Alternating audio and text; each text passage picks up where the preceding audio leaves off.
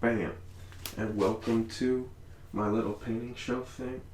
So, as you probably know, I'm an artist. I draw, I paint, but you've probably never seen it actually happen because I'm a little secretive and mysterious. We're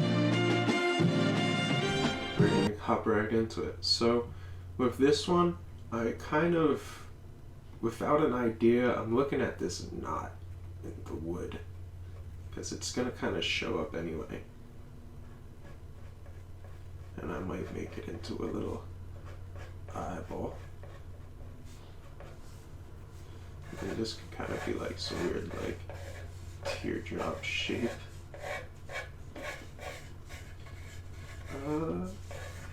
Yeah. So, I did want to put in a tiger.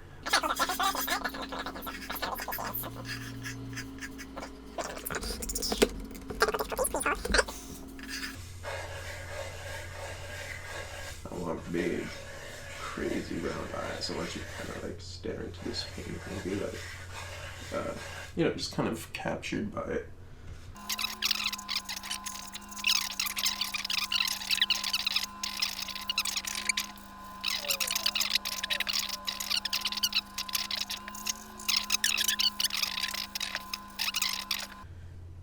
Okay, I guess tigers have a bit of a flat head.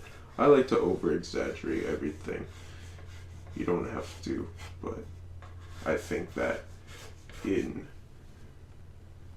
the world has kind of like become obsessed with like very perfect art. So I think it's kind of fun to kind of still embrace the work, like other aspects where you can kind of explore and do what you want and kind of, be creative and leave room for that creativity.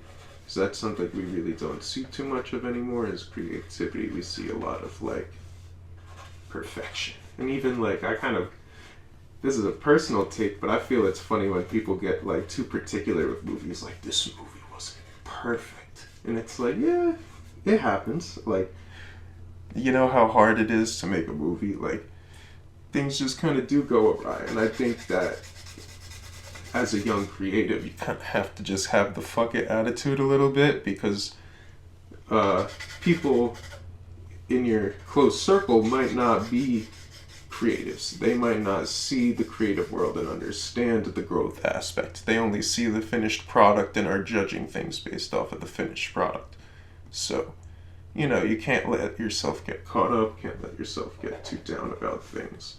Because in the end, like, this is as an artist, this is something that you kind of do for yourself. Like, you seek this career because you do want to, like, express and be creative. And you gotta remember that, like, you're the one driving the boat.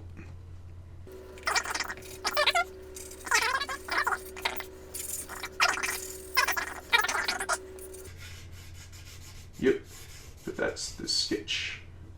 Hopefully, other aspects won't be so fuzzy. Ooh, shit.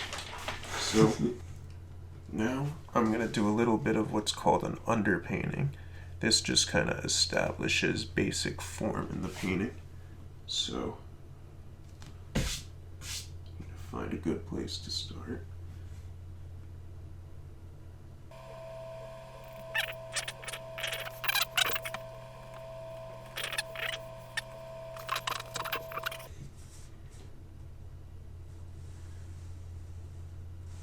So, this series has been kind of a long time coming. I first got the mic to do this way back in 2019, and then the pandemic hit, and it got a little delayed. I made cartoons, I made books, I made other things, and now finally we're back to here.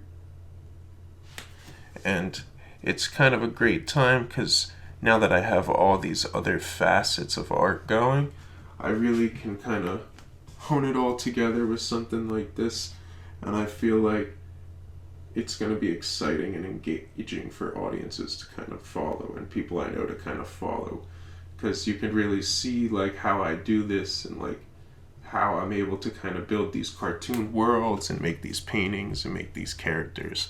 So I'm excited to kind of share it because a lot of it has kind of been behind closed doors.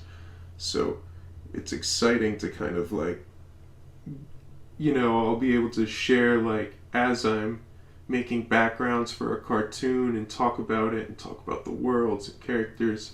Because oftentimes I do have concepts that even don't make the cut, and I can get some feedback early on, and like I think it'll just be engaging and really help for my personal growth as well. And hopefully people can also be inspired by it too. There. But at this phase I can even start putting in some black where it's gonna go. I'll have to go over it, but you kind of have to go over a lot in paintings multiple times to kind of build up the form correctly. And you do this kind of stuff because as you can even kind of see as I put this on, if you can picture like the ear, how it'll look. Like this has much more shape and like is more voluminous than if I was just kind of like put a black line around it. And I love putting black lines around my stuff. But I think as I'm maturing as an artist, I'm trying to use way more formal techniques. Because that's kind of, I feel like, what is lacking from painting. Is some of those basic fundamentals. I went to high school at Sussex Tech, and that's a trade school. And before I was in the art program there, I was in the electrical program, and I was doing like trade work as a little kid. Like at like 14, I was like, doing series parallel, Ohm's law. Like it's a funny dynamic. You're like a little kid and you're going to like do trade work and stuff. And within that, my one professor would always say, or teacher, he was like a real trade worker. He would talk about like union politics and stuff like that, and all this stuff that went over my head at that age, and even at this age. And whatchamacallit, he would always say, when in doubt, like go back to basics, and he was referring to Ohm's law, which is just like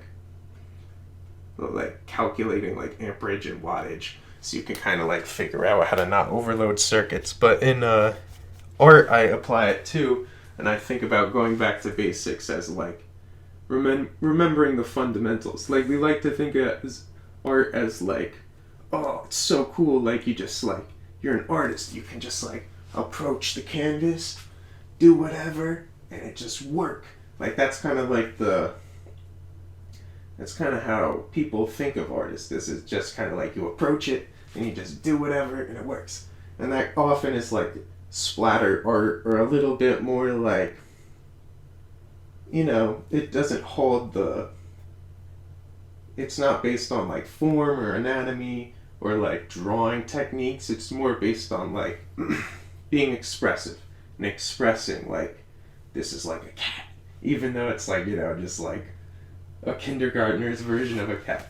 And there's nothing wrong with it, but I feel like it just is two different schools of thought and two different mindsets, where it's like the mindset we think of artists as like, oh, you should just approach the canvas and like lay it down like that, like raw and uncut. But more often than not, you kind of do want to at least have in mind some understanding of techniques and formal stuff, so that way when you get a little stuck, you can go back to basics and you understand what you're doing with your art. And that applies to all art or all sport or anything really. There's like people who are good at it in terms of like a technical ability, and there's people who are just like on a different level because they're just coming at it different and like raw and uncut. But the people that are raw and uncut also have to learn that technical ability, or eventually the people with the technical ability are just gonna kind of outpace them because they understand a little more. It's kind of a long metaphor and a little bit of a tangent, but I hope that makes sense. And I do kind of want to talk about different dynamics of art, because there is a way more like philosophy that goes into it than people really care to realize, because you have to understand your audience and what you yourself want to make in your business. So it's a very interesting field to be in, because you have to be kind of multifaceted.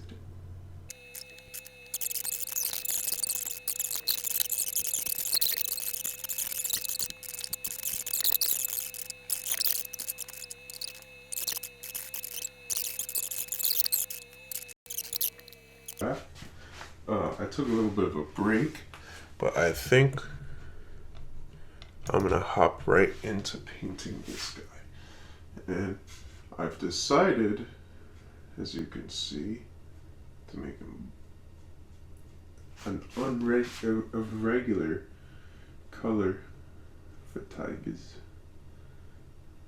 Why? I don't know. Just thought it would look cool. The rare blue tiger.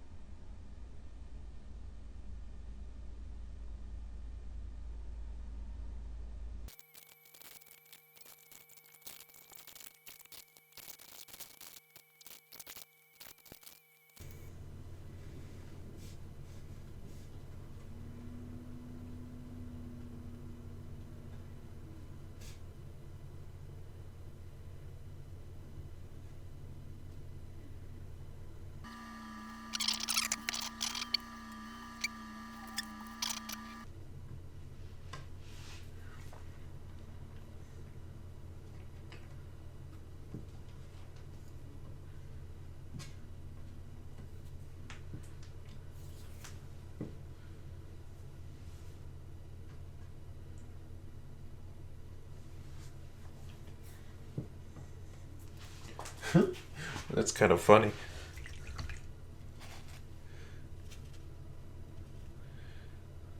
That's kind of the Bob Ross happy little accident moment. The tongue kind of coming in. Because I do like those little tiny things like that.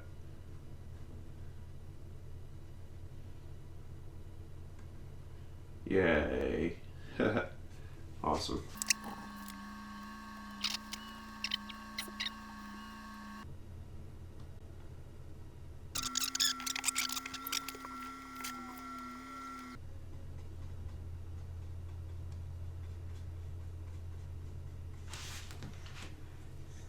Ooh, it looks good. It's awesome kind of seeing it come out.